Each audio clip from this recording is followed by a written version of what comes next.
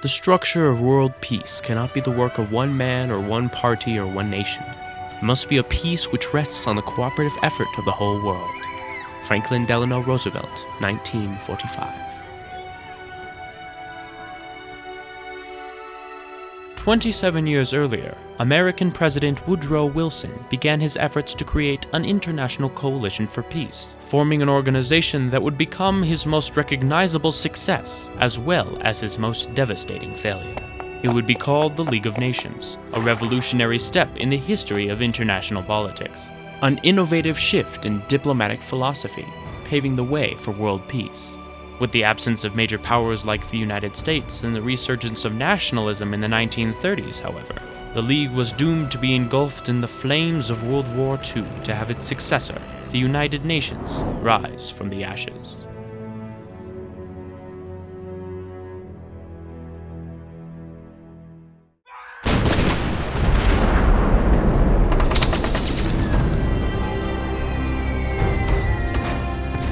In 1915, the imperial powers of Europe fought in the most devastating war the world had ever known.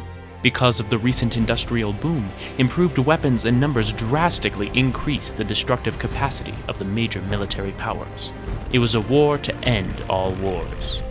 When war broke out in 1914, Wilson thought that the war was a result of this flawed international system. These competing alliances, the rise of militarism across Europe, an arms race. The existing system didn't have a supervisory authority. It was anarchy. It was the law of the jungle. The system was so unstable because international standards were ineffective. Beginning in the 17th century, international laws were developed, largely the work of Dutch scholar Hugo Grotius. He created the legal science to regulate warfare and suggested the formation of collective security organizations. This fueled an entirely new age of diplomacy, and international legal institutions began to form. Many of these, however, did nothing to stop war. If anything, they made the objectionable conditions of war more bearable.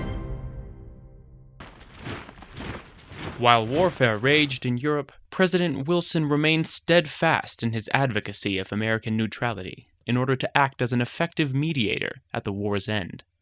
We know from subsequent history there was this notion of isolationism, right?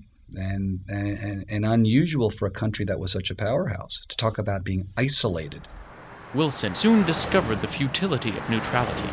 In May of 1915, the civilian luxury liner Lusitania was nearing its arrival in England when it was sunk by a German submarine.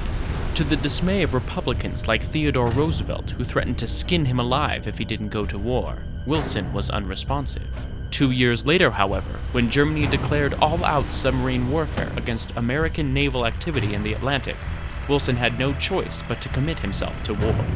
Wilson's war policy was a unique one. He sought not revenge nor utter annihilation of the enemy. Instead, he aimed to achieve what he called a peace without victors, one which would create a lasting termination of hostilities between all nations. Always the idealist, Wilson entered the war preparing to develop a peace when it was over. Wilson appointed an inquiry of experts to travel to Europe and identify the causes of war in the hopes of making an educated plan for peace. Wilson knew he had to be fair to all parties, and that restraining German economic and military development too much could lead to future wars. The information provided by the inquiry served as the basis for his famous 14-point speech, where he provided a plan for a peaceful world of self-governed nations. There would be no more secret treaties, no more restrictions on maritime navigation, no more arms races endangering millions. The last and perhaps most contentious of Wilson's points was the formation of a General Association of Nations. Wilson's plan was adopted by the Allied statesmen as war objectives, and when the Germans requested an armistice in October of 1918, it too was on the basis of the 14 points. 2 months later, when Wilson traveled to Europe to push forward his League of Nations, he was greeted with enormous enthusiasm. Thousands poured into the streets to applaud him, and many even hailed him as a savior. At the Paris Peace Conference, Wilson was appointed the chairman of the commission designated to draft the League's covenant. France and Britain objected to many of his efforts, saying that since they had suffered the brunt of the casualties, Germany should pay them exorbitant reparations. Wilson found himself pitted against two diplomatic sharks, George Clemenceau of France and David Lloyd George of Britain, whose national interests forced Wilson to compromise on his 14 points to the point where Germany felt entirely betrayed, having been promised the points as the foundation for the treaty. Wilson returned home in 1919 to a very tense legislative debate. Wilson's decision not to bring any Republican senators to Paris put him at odds with the very people he had to convince to ratify the treaty. At one point, the Democratic leadership in the Senate said to the president, "We can get the League through. We can get the treaty through if we will only compromise with your big foe, Henry Cabot Lodge, the chairman of the Senate Foreign Relations Committee." And Wilson was angry and his voice shook and he said, "Let Lodge compromise." He was not going to bend. When Lodge compiled a list of reservations objecting to elements of the League's covenant that might infringe on American sovereignty, Wilson left on a 10,000-mile speaking tour urging the necessity of the League. The senators remained steadfast in their opposition, saying that the League would destroy the Monroe Doctrine and take away control of immigration.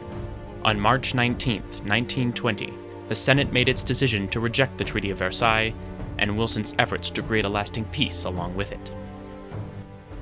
The Senate rejection of the treaty handicapped the League of Nations, but it was still able to operate without its primary sponsor. The first international court was formed. Over 2,000 treaties were signed.